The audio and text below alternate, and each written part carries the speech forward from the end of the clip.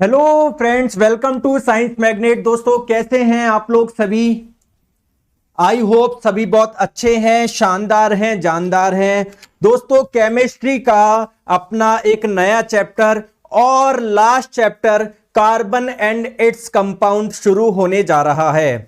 अब देखो, एक्चुअली में जो आपकी एनसीईआरटी में दिया हुआ है कार्बन एंड इट्स कंपाउंड, उसी में आप लोगों का बहुत सारा पार्ट दिया हुआ है कार्बन के बारे में। फिर आईयूपीएसी नेम आप लोगों के दिए गए हैं और उसके बाद में इवन सोप, डिटर्जेंट सब आप लोगों का एक ही में दिया गया है। लेकिन हम क्या करेंगे, प्लीज ध्यान से आप लोग समझेंगे। इस क्लास में हम लोग कार्बन एंड इट्स कंपाउंड के बारे में समझेंगे। हम लोग जो आईयूपीएसी नेम वाला पार्ट है जो एनसीईआरटी में इसी में दिया गया है, हम लोग उसको एक अलग चैप्टर में पढ़ेंगे जिसका नाम है ऑर्गेनिक केमिस्ट्री। ठीक है, यानी कार्बनिक रसायन।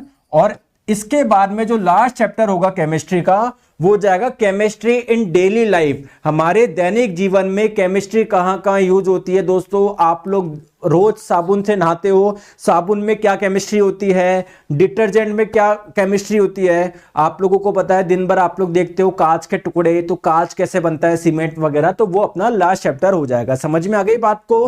गुड इवनिंग आप सभी को। चलिए, तो क्लास लाइव हो चुकी है। गुड इवनिंग आप सभी को। चलिए स्टार्ट करते हैं कार्बन एंड इट्स कंपाउंड। दोस्तों, हमारे पास में बहुत सारे तत्व हैं। कौन कौन से हैं? Hydrogen, helium, lithium, beryllium, boron, carbon, nitrogen, oxygen, fluorine, neon, sodium, magnesium, aluminium, silicon, phosphorus, sulphur, chlorine, argon. बहुत सारे तत्व हैं। लेकिन आपके मन में क्वेश्चन आएगा कि क्यों सर इस तत्व के बारे में और जितने भी इसके कंपाउंड है यौगिक के, उसके बारे में हम लोग अलग से क्यों पढ़ रहे हैं? आइए मैं आपको बताता हूं। दोस्तों, आप लोग मुझे कोई 5 कंपाउंड यानी 5 यौगिक के एग्जांपल बताइए। आप बोलेंगे कार्बन डाइऑक्साइड। इस यौगिक किसको बोलते हैं? कंपाउंड जिसमें कम से कम 2 प्रकार के तत्व होते हैं। देखो, इसमें कार्बन भी, ऑक्सीजन भी। मैंने बोला कोई दूसरा एग्जांपल बताइए। सर अमोनिया NH3, और बताओ सर कार्बन मोनोऑक्साइड, और बताओ सर मीथेन, है ना, और बताओ आप लोग। तो जितने भी आप लोग कंपाउंड यानी यौगिक के उदाहरण बताओगे, जैसे मान लो मैंने यहां पर 4 लिखे, रैंडमली सोचे। देखो, उसमें से 3 में क्या आ रहा है? कार्बन आ रहा है। एक ऐसा है जिसमें कार्बन नहीं आ रहा। तो दोस्तों, एक्चुअली में कार्बन सबसे ज्यादा कंपाउंड, सबसे ज्यादा यौगिक बनाता है। इसीलिए दोस्तों कार्बन विशेष है। तो हम लोग इस कार्बन के बारे में और इसके यौगिक के बारे में अध्ययन करने जा रहे हैं। समझ में आ गई बात को? बहुत बढ़िया। तो चलिए, सबसे पहले हम लोग बात करेंगे कार्बन के बारे में, है ना। कार्बन के बारे में हम लोग पूरा स्टडी करेंगे, फिर हम लोग देखेंगे कार्बन सबसे ज्यादा बॉन्ड क्यों बनाता है। देखो दोस्तों, सबसे इंपॉर्टेंट चीज आप लोगों से जो कार्बन के बारे में ध्यान रखनी है, जैसे हमारी ये पीरियोडिक टेबल है, ये क्या है? आवर्त सारणी है। अगर मैं आप लोगों से पूछूं इसमें आप लोगों को कार्बन कहां पर मिलेगा, सर क्या ये लाइव क्लास से रिकॉर्डेड में मिल जाएगी ना? हाँ दोस्तों, जो क्लास आपकी होती जा रही है वो रिकॉर्डेड में मिल जाएगी। मैं तो आप लोगों को बोलूंगा रिकॉर्डेड पढ़ो, शानदार। आप लोगों का दिन में 2 क्लास देखो, 3 देखो, आप लोगों के ऊपर है। चलिए, है ना, आपके हर एग्जाम के लिए इंपॉर्टेंट है। प्लीज देखो, यहां पर समझो। फालतू के क्वेश्चन पूछते हो सर मैं रिकॉर्डेड देख लूं या लाइव देखो, आपकी जो इच्छा वो देखो। इधर देखो, देखो सबसे पहली बात करती है सर कार्बन की लोकेशन बताइए। तो आपको पता है जो वर्टिकल लाइंस होती है उसको ग्रुप बोलते हैं। टोटल 18 ग्रुप होते हैं। तो ये 18वां ग्रुप हो गया, ये 17वां हो गया, 16वां हो गया, 15वां हो गया, 14वां हो गया। तो अगर आप लोगों से पूछे कौन से वर्ग में मिलेगा, तो सर ये आप लोगों को मिलेगा 14वें ग्रुप में, यानी 14वें वर्ग में। चलो सर, समझ में आ गया। बात करी जाए कौन से आवर्त में मिलेगा, ये पहला आवर्त, ये दूसरा आवर्त। तो देखो, पीरियड नंबर 2 यानी आवर्त संख्या 2 में ये आप लोगों को कार्बन मिल रहा है। तो कार्बन कौन से पीरियड में मिलेगा? दूसरे पीरियड यानी दूसरे आवर्त में। कौन से ग्रुप में मिलेगा? 14वें ग्रुप में आप लोगों को मिलेगा। आप लोगों को पता है दोस्तों, इसको आप लोग बोलते हैं एस ब्लॉक। और ये 13 से 18 वाला ये जो होता है, ये कौन सा होता है? P block. तो अगर आप लोगों से इसकी लोकेशन पूछे कौन से ब्लॉक में मिलता है, तो आप लोग बोलेंगे सर पी ब्लॉक में मिलता है। दोस्तों, कार्बन का परमाणु क्रमांक आप लोगों से पूछे तो क्या बोलेंगे? Hydrogen, helium, lithium, beryllium, boron, carbon. Sir इसका परमाणु क्रमांक क्या होता है? 6 होता है। दोस्तों परमाणु क्रमांक आपको क्या बताता है? प्रोटॉन की संख्या। तो अगर मैं बात करूं कार्बन के एक एटम में परमाणु में प्रोटॉन कितने होंगे? आप लोग बोलोगे 6। और दोस्तों कोई ऊपर आवेश है क्या? नहीं। तो जितने प्रोटॉन होंगे उतने इलेक्ट्रॉन होंगे, तो प्रोटॉन 6 तो इलेक्ट्रॉन भी 6। अब होता क्या है, किसी भी एटम परमाणु में बीच में तो होता है न्यूक्लियस, नाभिक, इसके चारों ओर कक्षाएं होती है जिसमें इलेक्ट्रॉन होता है। तो इसके चारों ओर जो कक्षाएं होगी इसमें इलेक्ट्रॉन मिलेंगे। पहली कक्षा में कितने इलेक्ट्रॉन रह सकते हैं? 2 रह सकते हैं, तो ये 2 बचे कितने? 4 को आप लोग अगली कक्षा में सेट कर दीजिए। तो अगर मैं पूछूं कार्बन का इलेक्ट्रॉनिक विन्यास बताओ, तो बताओ क्या होगा? तो पहली कक्षा में 2 इलेक्ट्रॉन, दूसरी कक्षा में 4 इलेक्ट्रॉन। दोस्तों हर कोई चाहता है कि उसके बाह्यतम कोश में 4 इलेक्ट्रॉन हो। क्या इसके बाह्यतम कोश में 8 इलेक्ट्रॉन हो? तो क्या इसके बाह्यतम कोश में 8 इलेक्ट्रॉन है क्या? है क्या? नहीं सर। तो क्या ये स्टेबल है क्या? नहीं सर। तो क्या बनाया करेगा? ये बॉन्ड बनाएगा। क्या करेगा? ये बॉन्ड बनाएगा। ठीक है दोस्तों, क्लियर है क्या? समझ में आ गई बात को? आपको कुछ नहीं पढ़ना, ये पढ़ना है केवल। ठीक है, बहुत अच्छी बात है। तो आप लोगों ने देखा कि कार्बन के बारे में कुछ आपने जानकारी प्राप्त करी, इसकी लोकेशन क्या है, इसका परमाणु क्रमांक क्या है, इसका इलेक्ट्रॉनिक विन्यास क्या है। दोस्तों दूसरी चीज मैं आप लोगों से पूछना चाह रहा हूं कि कार्बन और इंपॉर्टेंट क्यों है। दोस्तों मैं आप लोगों को बता दूं, कार्बन आप लोगों को सभी जगह मिलेगा ऑलमोस्ट, है ना सर? सभी जगह कैसे? जितनी भी जीवित संरचना है ना, मतलब जितने भी लिविंग है, चाहे वो मैं हूं, आप हो, शेर हो, बिल्ली हो, कुत्ता हो, है ना, हम लोग बात करें प्लांट की बात करें, वो सारे के सारे कार्बन पे आधारित है। मतलब उन सभी में कार्बन मिलता है, पहली इंपॉर्टेंट चीज। ठीक है, दूसरी मैं आप लोगों को एक चीज बताऊं क्या, कि जैसे मान लो ये हमारी पृथ्वी है, अर्थ है, तो ये अर्थ में जब खुदाई करोगे, जो अर्थ का क्रस्ट है ना, जिसे आप लोग भू परपटी भी बोलते हैं दोस्तों, इसमें आप लोगों को क्या क्या मिलेंगे? जैसे एल्यूमिनियम के ऑक्साइड मिलेंगे, आप लोगों को दोस्तों कैल्शियम कार्बोनेट मिलेगा, बहुत अलग अलग प्रकार की चीजें आप लोगों को मिलती है। तो अगर आप लोगों से एग्जाम में पूछा जाता है कि अगर हम लोग बात करें पृथ्वी के क्रस्ट पे भू की परपटी में सबसे ज्यादा कौन सा तत्व पाया जाता है, तो प्लीज आप लोग ये ना बोले हाँ कालंदी जी हो जाएगा। एमसीक्यू प्रैक्टिस के लिए किस बुक को ले? दोस्तों कुछ मत ले, बस जो नोट्स पढ़ा रहा हूं वो आप लोग करिए और बस प्रीवियस ईयर क्वेश्चन लगाइए, कुछ भी ना ले। क्लियर है क्या सर? आज मेरी पहली क्लास है, ओके, अच्छी बात है, आपकी वेलकम है। तो जिस सीक्वेंस में आपको कोर्स दिया हुआ है वो आप लोग देखिए। दोस्तों तो आप लोगों को लगता होगा कि अभी यार कार्बन के बारे में पढ़ा है, अगर कोई पूछे आपको कि इस पृथ्वी की जो भू परपटी है, क्रस्ट है, इसमें सबसे ज्यादा कौन सा तत्व पाया जाता है, गलती से कार्बन मत बता देना दोस्तों। कार्बन का दूर दूर तक कोई नाम नहीं है। ठीक है, सबसे ज्यादा आप लोगों का पाया जाता है ऑक्सीजन। क्यों पाया जाता है ऑक्सीजन, ये भी सुन लो। क्योंकि दोस्तों जितने भी आप लोगों के तत्व होते हैं, जैसे मान लो एल्यूमिनियम, सिलिकॉन, है ना, आयरन, सबके ऑक्साइड मिलते हैं। जैसे भाई कैल्शियम के ऑक्साइड मिल रहा है, सोडियम का ऑक्साइड, मैग्नीशियम का ऑक्साइड, सिलिकॉन डाइऑक्साइड, तो सब में ऑक्सीजन ऑक्सीजन ऑक्सीजन सब में आ रही है। तो सबसे ज्यादा आप लोगों का कौन सा तत्व पाया जाता है? ऑक्सीजन। इसके बाद में दोस्तों सिलिकॉन, इसके बाद में एल्यूमिनियम, चौथे नंबर पे पाया जाता है आयरन। अब एक चीज आप लोगों से ध्यान रखना, अगर आप लोगों से पूछ लिया जाए सर आपके जैसा कंटेंट आज तक नहीं पढ़ा, thank you, okay Manish ji, बहुत बहुत धन्यवाद। अगर आप लोगों से पूछा जाए सबसे अधिक मात्रा में पाया जाने वाला तत्व कौन सा है, तो आपका आंसर क्या होगा? ऑक्सीजन होगा। अगर आप लोगों से पूछा जाए सबसे अधिक मात्रा में पाया जाने वाला धातु कौन सा है अर्थ के क्रस्ट में, तो ऑक्सीजन आंसर मत दीजिएगा, क्योंकि ऑक्सीजन आपका नॉन मेटल है, अधातु है। तो सर सिलिकॉन आंसर दे दूं क्या? सिलिकॉन भी मत दीजिएगा, क्योंकि ये एक मेटलॉइड है, उपधातु है। तो सर एल्यूमिनियम दे दूं क्या? बिल्कुल। तो अगर आप लोगों से सबसे ज्यादा मात्रा में पाया जाने वाला धातु आप लोगों से पूछे तो एल्यूमिनियम, दूसरे नंबर पे सबसे ज्यादा मात्रा में पाया जाने वाला धातु पूछे तो आयरन हो जाएगा। क्या ये आप लोगों को सारी चीजें समझ में आ गई है? क्लियर है? चलो आगे। अब देखो, मैं जैसा कि आप लोगों को बता रहा हूं कि जैसे ये हमारी पृथ्वी है दोस्तों, इस पृथ्वी में अर्थ के क्रस्ट की अगर हम लोग बात करें तो जैसे ऑक्सीजन कितना पाया जा रहा है? 46.6। तो सर कार्बन कितना पाया जाता है? मात्र और मात्र 0.02%। समझ में आ गई बात को? इवन हम लोग बात करेंगे इस अर्थ पृथ्वी के चारों ओर जो वायु है उसमें कौन सी गैस पाई जाती है जिसमें कार्बन होती है, कार्बन डाइऑक्साइड। तो वो वाली गैस भी दोस्तों बहुत ज्यादा नहीं है, कितनी है, केवल और केवल 0.03% है ना। तो प्लीज ये आप लोग चीज ध्यान रखिएगा, ठीक है, बहुत बढ़िया। आ जाओ दोस्तों, अब बात करते हैं कार्बन की कुछ प्रॉपर्टीज, कार्बन के कुछ गुण की हम लोग बात करते हैं। सर ये क्या लिखा हुआ है, कुछ समझ में नहीं आ रहा, कोई बात नहीं, आइए दोस्तों मैं आप लोगों को बताता हूं, ठीक है, ठीक है। दोस्तों मुझे एक चीज बताइए, क्या आप लोग जानते हैं आयनिक कंपाउंड यानी आयनिक यौगिक किसको बोलते हैं?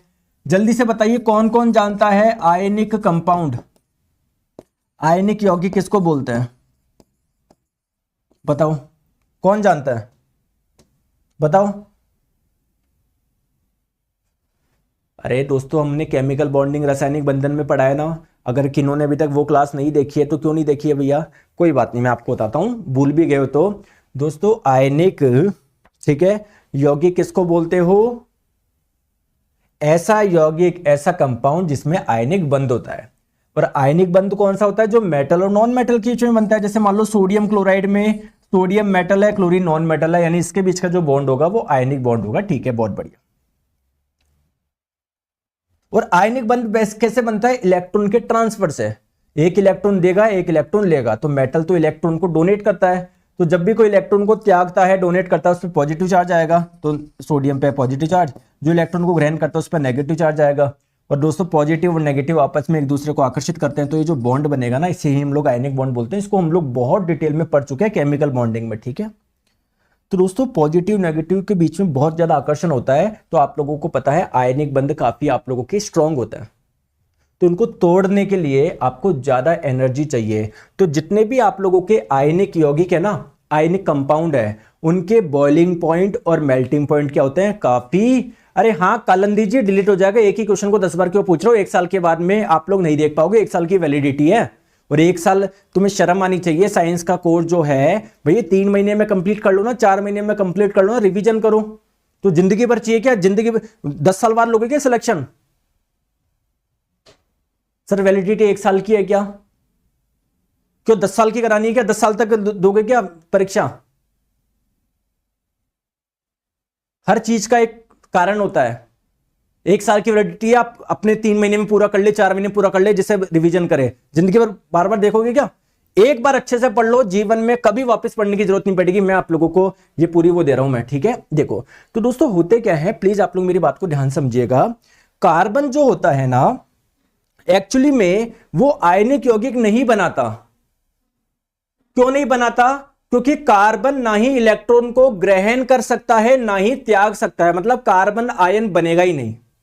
आपके मन में क्वेश्चन आएगा कि सर कार्बन आयन क्यों नहीं बनाता? पहले मुझे बताओ, जैसे कार्बन की बात करें, इसका परमाणु क्रमांक 6 है, पहली कक्षा में 2 इलेक्ट्रॉन, दूसरी कक्षा में 4 इलेक्ट्रॉन। सर पहले तो आप इस डाउट, क्यों सर ये 4 इलेक्ट्रॉन ग्रहण कर लेगा तो उसके बाह्यतम कोश में 8 इलेक्ट्रॉन हो जाएगा ना, स्टेबल हो जाएगा ना। और जब कोई इलेक्ट्रॉन ग्रहण करता है तो उस पर कैसे चार्ज आता है? Negative charge. तो सर ये नेगेटिव चार्ज आ तो जाएगा इसके ऊपर। और जब किसी पे आवेश होता है, इसको क्या बोलते हैं? आयन। तो सर ये आयन बना तो पा रहा है ना? नहीं बना पा रहा। ये एनसीईआरटी में ये सारी चीज लिखी गई है कि क्यों नहीं बना पा रहा है। ये 4 इलेक्ट्रॉन ग्रहण करके बना सकता है, लेकिन क्या है? ये एनसीईआरटी की 2 लाइनें, इस पे क्वेश्चन पूछे हैं ग्रुप डी 2022 में। देखो मेरी बात को आप लोग समझो मेरी बात को। आप बोल रहे हो कि सर ये कार्बन का एटम का बीच का न्यूक्लियस नाभिक, पहली कक्षा में 2 इलेक्ट्रॉन, दूसरी कक्षा में 4 इलेक्ट्रॉन। सर 4 इलेक्ट्रॉन और भेज दो ना इसको।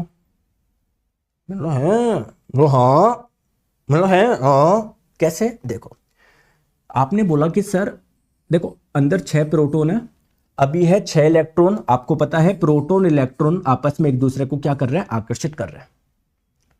तो बढ़िया आराम से बंधे हुए हैं। अगर आप लोग 4 इलेक्ट्रॉन और लेकर आओगे तो बेचारे 6 प्रोटॉन कहां से उस 10 इलेक्ट्रॉन को बांध के रखेंगे? उनमें इतनी हिम्मत ही नहीं होगी, इतनी शक्ति नहीं है कि इतने इलेक्ट्रॉन्स को आकर्षित करके रखे।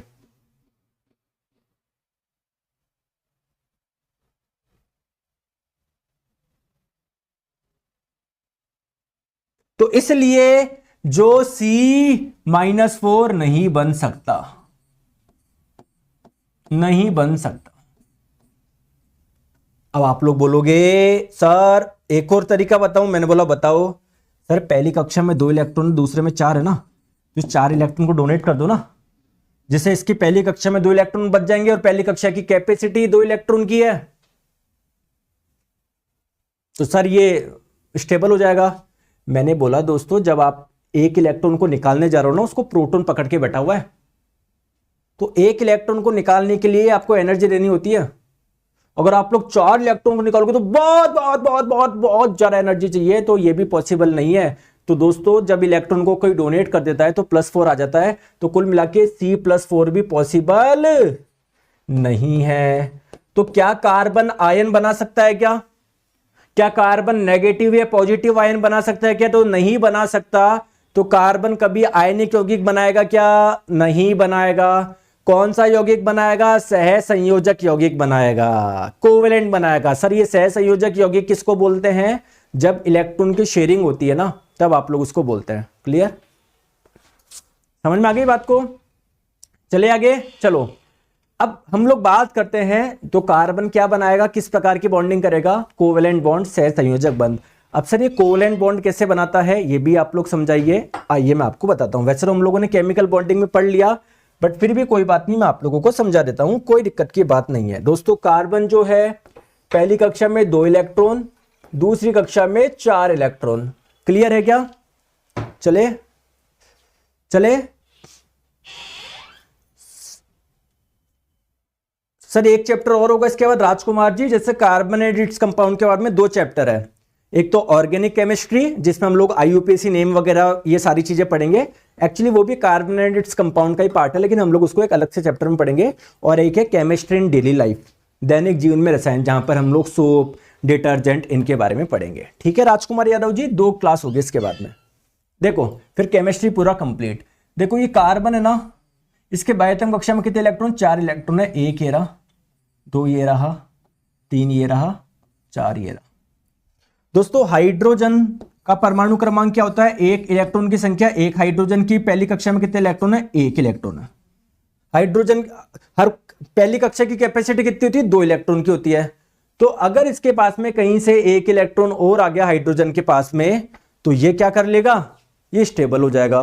तो दोस्तों हाइड्रोजन एक कार्बन के पास में गया, भाई मेरा 1 इलेक्ट्रॉन तो तेरा मान ले, कार्बन तेरा 1 मैं मेरा मान लेता हूं। वैसे कोई दूसरा हाइड्रोजन भी गया कि मेरा 1 तेरा मान ले, तेरा 1 इलेक्ट्रॉन मैं अपना मान लेता हूं। एक तीसरा हाइड्रोजन भी चला गया, भाई मेरा 1 इलेक्ट्रॉन तो तेरा मान ले, तेरा मैं अपना मान लेता हूं। एक चौथा हाइड्रोजन भी चला गया, भाई मेरा इलेक्ट्रॉन तो तेरा मान ले, तेरा मैं मेरा मान लेता हूं। अब आप लोग बोलोगे सर इससे फायदा क्या हुआ? हाइड्रोजन को 2 इलेक्ट्रॉन चाहिए थे पहली कक्षा, हाइड्रोजन का काम हो गया। हाइड्रोजन के पास में 2 आ गए, हाइड्रोजन का काम हो गया, हाइड्रोजन का काम हो गया। कार्बन को चाहिए थे 8, तो 1 2 3 4 तो थे ही, और 1 1 1 1 इसके भी आ गए, तो कार्बन के भी 8 हो गए। तो दोनों का कार्य पूरा हो गया। तो जब भी इलेक्ट्रॉन की शेयरिंग होती है तो कौन सा बॉन्ड बनता है? कोवेलेंट बॉन्ड बनता है, सह संयोजक बंध बनता है। क्लियर है क्या? ध्यान आप लोग रखेंगे, कार्बन सह संयोजक बंध बनाएगा। अब दोस्तों एक चीज आप लोग ध्यान रखिएगा, जैसे यहां पर देखो प्लीज, ये NCERT में आप लोगों को 4 चीजें दी गई है टेबल में, ये प्लीज जरूर आप लोग ध्यान रखिए। ग्रुप डी 2022, NTPC 2021, आप लोग ALP कहीं पर भी देखोगे NCERT की लाइन से क्वेश्चन बनता है, तो प्लीज आप लोग यहां पर ध्यान से देखो, बहुत इंपॉर्टेंट है। देखो अगर हम लोग बात करें सोडियम क्लोराइड की, तो इसका जो मेल्टिंग पॉइंट होता है, बॉइलिंग पॉइंट होता है 1500 डिग्री सेल्सियस के आसपास होता है, यानी बहुत ज्यादा होता है। जबकि इनका क्या है? बहुत कम है। देखो 290 ही, एसिटिक एसिड का, क्लोरोफॉर्म का 209 ही है, इथेनॉल का 156 है, मीथेन का 90 ही है। मतलब 90 डिग्री दोगे ना तो ये मेल्ट हो जाएगा। ये 90 डिग्री केल्विन दोगे तो मेल्ट हो जाएगा। 111 केल्विन दोगे तो उबलने लग जाएगा, गैस बन जाएगा। ठीक है, तो आप लोग देख रहे हो काफी कम है ये। ठीक है, चलिए चलो आ जाओ। अब हम लोग बात करते हैं कार्बन की वैलेंसी यानी संयोजकता। आप लोगों को पता है कार्बन के बाह्यतम कोश में 4 इलेक्ट्रॉन है, तो ये 4 जगह से किसी को जोड़ सकता है ना। जैसे एक हाइड्रोजन आया, वो यहां से जुड़ गया, दूसरा हाइड्रोजन यहां से जुड़ गया, तीसरा यहां से, चौथा यहां से, या कोई और भी जुड़ना चाहे तो 4 तरफ से जुड़ सकता है। तो अगर आप लोगों से पूछा जाए कार्बन की वैलेंसी संयोजकता, आप लोग क्या बोलोगे? 4 होती है। क्लियर है क्या? क्या होती है? 4 होती है। इसलिए हम लोग इसको बोलते हैं टेट्रावैलेंट, यानी चतुसंयोजी। इसकी संयोजकता क्या है? 4 है। ठीक है, आगे हम लोग बात करते हैं अब कार्बन के इंपॉर्टेंट कंपाउंड यौगिक की हम लोग बात करते हैं। ठीक है, सबसे पहले हम लोग बात करते हैं मीथेन। आप लोग बोलोगे सर मीथेन में ऐसा स्पेशल क्या है, इससे क्वेश्चन पूछता है कि बिल्कुल, मीथेन का फॉर्मूला क्या है, CH4। दोस्तों क्या आप लोग जानते हो नेचुरल गैस यानी संपीड़ित गैस किसे बोलते हैं, बताओ जानते हो क्या? Sorry, I am really sorry, प्राकृतिक गैस किसको बोलते हैं, क्या आप लोग जानते हो क्या? कौन कौन जानता है बताओ, अरे कौन कौन जानता है बताओ, कौन कौन जानता है? तो आप लोग बोलोगे सर जो नेचुरल गैस है ना वो एक फ्यूल है, एक ईंधन है। फ्यूल आप लोग किसको बोलते हो, जिसे जलाने से, जिसे जलाने से, जिसे जलाने से एनर्जी मिलती है, जिसे जलाने से एनर्जी मिलती है। जैसे कोयले को जलाओगे एनर्जी मिलती है तो फ्यूल बोल दो, पेट्रोल जब जलता है तो एनर्जी मिलती है तो उसको भी फ्यूल बोल दो। बहुत बढ़िया दोस्तों, नेचुरल का मतलब क्या, जो नेचुरली मिलती है। जैसे पता है रशिया में सबसे ज़्यादा आप लोगों का पाई जाता है, इराक ईरान उस साइड मिलती है, इसलिए तो वो देश बेचते हैं, क्योंकि ये एक पेट्रोल के जैसा ही तो है, एक फ्यूल ही तो है, ईंधन ही तो है। ठीक है दोस्तों, एक्चुअली में नेचुरल गैस को थोड़ा और कंप्रेस करके, संपीड़ित करके हाई प्रेशर में इसको और बेटर फ्यूल बनाया जाता है। तो ये जो नई गैस बनती है इसको बोलते हैं CNG, कंप्रेस नेचुरल गैस। आप लोगों को पता है CNG का यूज कई जगह होता है, इवन गाड़ियां चलाने में भी इसका यूज होता है। क्लियर है क्या? तो अगर आप लोगों से पूछा जाए CNG कंप्रेस नेचुरल गैस जो होती है ना दोस्तों, इसमें कौन सी गैस सबसे ज्यादा होती है? दोस्तों इसमें मीथेन गैस सबसे ज्यादा होती है, CH4 मीथेन गैस सबसे ज्यादा होती है। एक होती है दोस्तों LPG gas, liquefied petroleum gas, जो हमारे घरों में होती है। अगर इसमें पूछे इसमें कौन सी गैस ज्यादा होती है तो आप लोग बोलेंगे सर इसमें प्रोपेन और ब्यूटेन जो होती है ना ये ज्यादा होती है। समझ में आ गई बात को? चलिए आगे। तो अगर आप लोगों से पूछा जाए CNG में कौन सी गैस सर्वाधिक मात्रा में पाई जाती है, आप लोग बोलोगे CH4 यानी मीथेन पाई जाती है। ठीक है दोस्तों, एक चीज मैं और बता दूं फिर से, ये CH4 में बॉन्डिंग कैसे हुई है? दोस्तों कार्बन के बाह्यतम कोश में क्या थे? 4 इलेक्ट्रॉन थे, 1 2 3 3 4। हाइड्रोजन के बाह्यतम कोश में था 1 इलेक्ट्रॉन, तो हाइड्रोजन का 1 इलेक्ट्रॉन, ऐसे 4 हाइड्रोजन आए। तो हाइड्रोजन ने बोला भाई मेरा 1 इलेक्ट्रॉन तेरा मान ले, तेरा 1 इलेक्ट्रॉन मैं अपना मानता हूं। हाइड्रोजन के 2 पूरे हो गए, इसके 2 हो गए, इसके 2 हो गए, इसके 2 हो गए, इसके पूरे 8 पूरे हो गए। ठीक है, आ जाओ दोस्तों। नेक्स्ट हम लोग इंपॉर्टेंट कंपाउंड यौगिक की बात करते हैं, जो जिसमें कार्बन पाया जाता है, वो है कार्बन डाइऑक्साइड। सर क्या इंपॉर्टेंट है ये? दोस्तों कार्बन डाइऑक्साइड गैस का यूज बहुत जगह होता है, हमारे एटमॉस्फेयर में पाई जाती है। दोस्तों जब हम लोग सांस छोड़ते हैं ना तब कार्बन डाइऑक्साइड निकलती है। प्लांट इस कार्बन डाइऑक्साइड से ही क्या बनाते हैं? अपना भोजन बनाते हैं। सर एनवायरमेंट भी होगा, बिल्कुल होगा। ठीक है, क्लियर? ठीक है, आ जाओ बात करते हैं कार्बन डाइऑक्साइड में। सर ये कार्बन और ऑक्सीजन जुड़े कैसे? सर मुझे ये बताओ। हालांकि हम लोग केमिकल बॉन्डिंग में पढ़ चुके हैं, बट फिर भी मैं आप लोगों को बता दूं दोस्तों, कार्बन के बाह्यतम कोश में कितने इलेक्ट्रॉन होते हैं? 4 होता है। तो ये ऐसे बनाता हूं मैं, कार्बन के बाह्यतम कोश में 4 इलेक्ट्रॉन होता है, 1 2 3 4, ये आपको पता है। ऑक्सीजन की बात करें, इसका परमाणु क्रमांक होता है 8। पहली कक्षा में दोस्तों 2 इलेक्ट्रॉन, दूसरी कक्षा में 6 इलेक्ट्रॉन।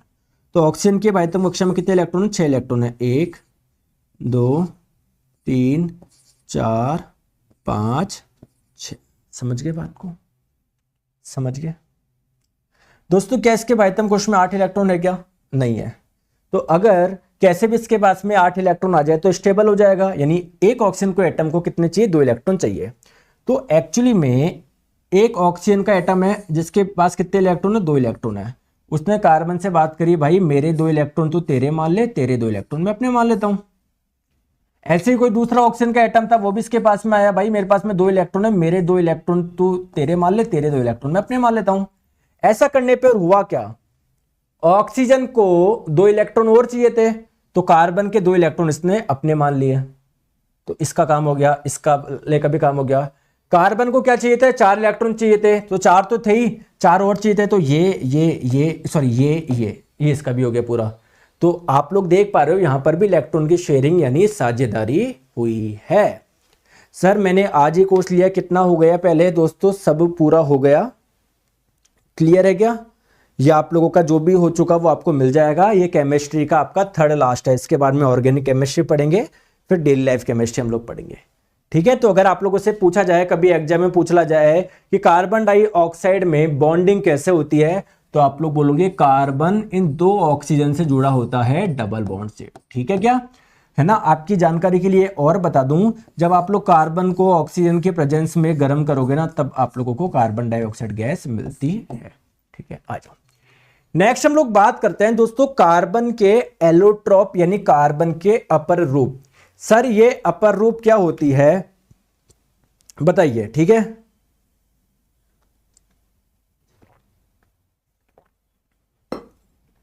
ठीक है, अपर रूप क्या होता है? देखो दोस्तों समझो, जैसे सब मुझे कमेंट करके बताइए आपकी फैमिली में कितने लोग हैं? 3 है, 4 है, 5 है, 6 है, 7 है। किसी की ज्वाइंट फैमिली है तो हो सकता है 12 12 13 13 मेंबर हो। जल्दी से कमेंट करके बताइए आप जिस घर में रहते हैं, आप जो परिवार आपका जो बेहद खुशहाल परिवार है उसमें कितने मेंबर है, जल्दी कमेंट करके बताइए। किसी के में 4 हो सकते हैं, जैसे मेरी ज्वाइंट फैमिली तो हमारी बड़ी फैमिली 13 14 मेंबर है हम लोग, है ना। तो आप मुझे बताइए कमेंट करके आपकी फैमिली में कितने लोग रहते हैं ना, सब बच्चे वगैरह सब मिला के जल्दी बताइए।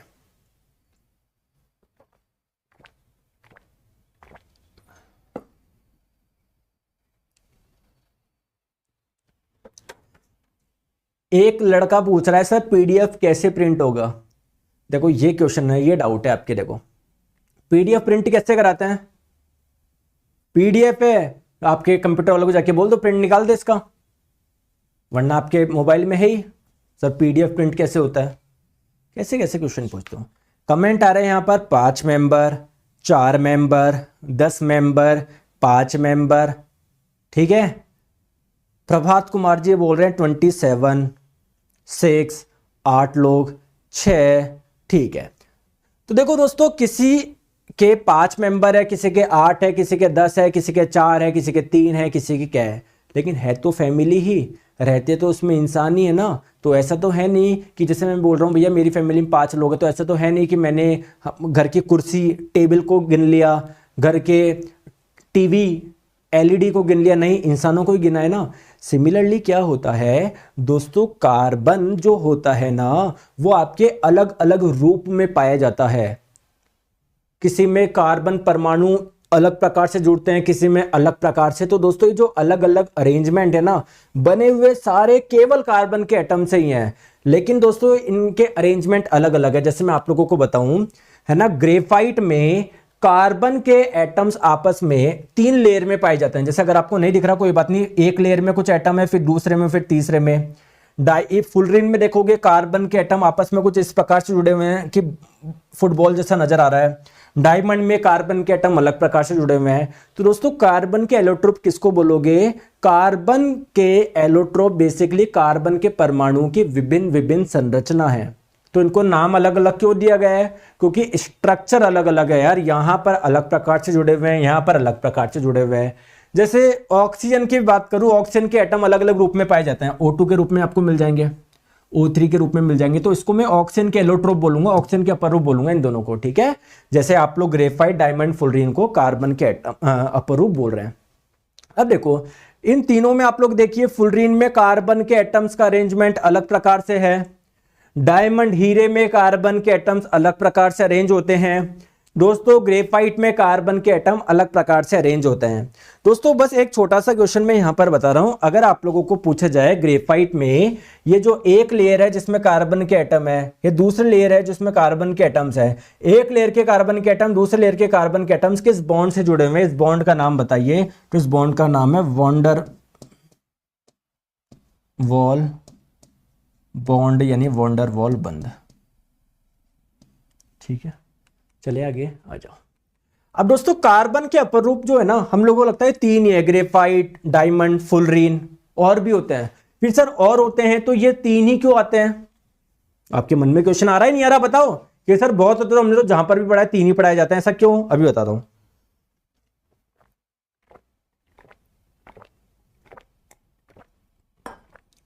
देखो जैसे मान लीजिए आपने बोला कि 4 मेंबर है, कि सर मेरे पापा मम्मी और मान लो हम 2 भाई है 2 बहन है, जो भी हो, है ना, या 1 भाई 1 बहन, जो भी है। मैं गया आपके घर में, एक एक्स्ट्रा आंटी को देखा कभी, मतलब 5 है, बोले नहीं सर 4 ही मेंबर है। मतलब हो सकता है मेरी आंखों को धोखा हो गया। कभी वापस गया, फिर 4-5 दिन बाद आपके घर पे आया, वापस कोई एक लेडीज एक्स्ट्रा बैठी हुई नजर आई, तो आपने बोला कि अरे सर ये तो मेरी बुआ है, कभी आ जाती है ना, फ्रिक्वेंटली आती रहती है मिलने हम फैमिली वालों से। तो एक्चुअली में मेंबर 4 ही है, बट वो 5 वाला भी कभी आ जाता है, कभी नहीं, कभी ये। तो दोस्तों इसी प्रकार एलोट्रोप अपर रूप में भी कार्बन के एटम्स कई बार होता है, फिक्स स्ट्रक्चर होता है, कुछ चेंज नहीं होता, उसको बोलते हैं क्रिस्टलाइन फॉर्म। जैसे डायमंड, ग्रेफाइट, ये जो आप लोगों का फुलरीन है, जिसको बकमिंस्टर फुलरीन भी बोलते हैं, यहां पर कार्बन के एटम्स का अरेंजमेंट है ना, फिक्स है, एक स्ट्रक्चर फिक्स है, बार बार चेंज नहीं होता। जबकि यहां पर एमोर्फस फॉर्म किसको बोलते हैं, जहां पर पाए तो कार्बन के एटम ही पाए जा रहे हैं, लेकिन उनका स्ट्रक्चर फिक्स नहीं, कभी कैसे कभी कैसे कभी कैसे कभी कैसे। जैसे कोयला, स्ट्रक्चर अलग अलग चेंज हो सकता है, कोक, चारकोल। क्लियर है, ये सारी चीजें मैंने आपको बताई है। सर जी आप कहां से लाइव हो? भैया जयपुर से लाइव है, स्टूडियो से। एग्जाम में ये नहीं आएगा नीरज सर कहां से लाइव है, एग्जाम में ये चीज आएगी, ये पढ़ो। तो दोस्तों कार्बन के अपर रूप ये आप लोग देख पा रहे हो, डायमंड, ग्रेफाइट। लेकिन इंपॉर्टेंट जो क्वेश्चन पूछे जाते हैं वो क्या पूछे जाते हैं, आइए दोस्तों हम लोग इसको देखते हैं। देखो आ जाओ, इन दोनों में आप लोगों का पूछा जाता है, बहुत ज्यादा डिफरेंस है, इसलिए इन दोनों से बहुत ज्यादा क्वेश्चन पूछे जाते हैं। दोस्तों क्या, दोस्तों आपको मैं बताऊं, डायमंड जो है ना वो सबसे ज्यादा कठोर पदार्थ है। आप लोगों को लगता है भैया लोहा सबसे कठोर है, सीमेंट सबसे कठोर है जमने के बाद में, नहीं। नेचुरली मिल पाया जाने वाला, नेचुरली, आर्टिफिशियल तो आप लोग कुछ बना सकते हो कि देखो सर मैंने इससे भी कठोर बना दिया। नेचुरली जितने भी पदार्थ पाए जाते हैं उसमें सबसे हार्ड है, सबसे कठोर क्या है, डायमंड है। पहली बात क्लियर है, क्लियर है। ग्रेफाइट की बात करें तो दोस्तों इतना हार्ड नहीं होता, काफी सॉफ्ट होता है और ग्रीजी टू टच है ना, टच करने में थोड़ा चिकना सा लगता है आप लोगों को। ठीक है सर, बहुत अच्छी बात है, बहुत अच्छी बात है। और बताओ, और बताओ सर, आ जाओ। दोस्तों डायमंड जो है ना, हीरा, आपकी जानकारी के लिए बता दूं, जैसे हम लोग बात करें लोहे की, लोहे को जब आप लोग गर्म करोगे यहां से, तो ये किनारा गर्म हो जाएगा, मतलब इसको हीट दोगे तो थोड़ी देर बाद में देखोगे ये वाला किनारा भी गर्म हो जाएगा। क्यों? क्योंकि हीट यहां से यहां पर चल गई, तो हम लोग बोलेंगे ये एक अच्छा कंडक्टर है हीट का, हीट को यहां से यहां पर पहुंचा दिया, तो अच्छा कंडक्टर हुआ। आपकी जानकारी के लिए बता दूं, ये जो डायमंड है ना, ये कार्बन का बना हुआ है जो कि अधातु है, जबकि अधातु अच्छे कंडक्टर नहीं होते। लेकिन दोस्तों डायमंड जो है ना वो क्या है, गुड कंडक्टर है हीट का, बहुत अच्छा कंडक्टर है। गुड छोड़ो दोस्तों, बेस्ट कंडक्टर है, बेस्ट। इसकी थर्मल कंडक्टिविटी 2300 वाट पर मीटर केल्विन होती है, सबसे ज्यादा होती है, बेस्ट कंडक्टर है हीट का। हाँ, इसमें से करंट फ्लो नहीं हो सकती, तो करंट का बैड कंडक्टर बोल दो आप लोग। ग्रेफाइट की बात करें तो इससे हीट भी अच्छे से फ्लो हो जाती है, करंट भी हो जाती है, तो ग्रेफाइट जो अच्छा कंडक्टर है हीट का और इलेक्ट्रिसिटी दोनों का। ठीक है, क्लियर? विकास जी कल होगी। चलो नेक्स्ट हम लोग बात करते हैं डायमंड की। दोस्तों डायमंड का जो स्ट्रक्चर होता है वो ऑक्टाहेड्रल होता है, अष्टफलकीय होता है। जैसे आप लोग इसको बोलते हैं, जैसे मान लो जैसे ये हो गया चतुष्फलकीय, जिसके 4 फलक होते हैं, तो इसका स्ट्रक्चर देखोगे इसके 8 फलक होते हैं, तो अष्टफलकीय। ग्रेफाइट की बात करोगे तो इसका जो स्ट्रक्चर होता है वो कैसा होता है, हेक्सागोनल, षटफलकीय, षटकोणीय होता है। ठीक है, कार्बन के अपर रूप में कुछ, मैं जैसे फुलरीन की बात करें, इसमें इंटरेस्टिंग फैक्ट बताता हूं मैं। दोस्तों ये आप लोगों का पहला जो फुलरीन पाया गया था वो 60 कार्बन के एटम वाला आप लोगों को मिला था। क्लियर है क्या? कार्बन के एटम्स इस प्रकार से अरेंज थे जिसमें आप लोगों को फुटबॉल जैसा नजर आ रहा था। दोस्तों एक्चुअली में ये आप लोगों को एक डोम की जैसा नजर आ रहा था, जैसे डोम बनते हैं ना, आप लोगों ने देखा होगा नेट पे, है ना, गुंबद जिसे बोलते हैं। तो यूएस के एक आर्किटेक्ट थे जिनका नाम था बकमिंस्टर फुलर, तो उन्होंने वो डोम बनाया था, गुंबद बनाया था, तो उस गुंबद के जैसा ही ये शेप दिख रहा था, तो इसलिए हम लोग इसका नाम क्या रख दिया, फुलरीन रख दिया। क्लियर है? आ जाओ।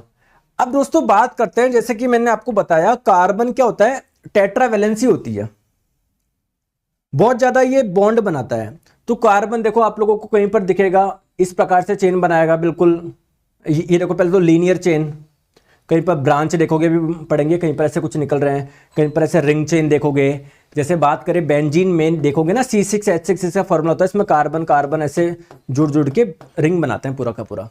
क्लियर है क्या? ठीक है दोस्तों, अभी मैं आप लोगों को ये कुछ भी नहीं पढ़ा रहा, ये हम लोग पढ़ेंगे नेक्स्ट में ऑर्गेनिक केमिस्ट्री में। एक्चुअली में आपके एनसीईआरटी में एक ही में सब कुछ दिया हुआ है, लेकिन काफी बड़ा हो जाएगा, कंफ्यूजन हो जाएगा।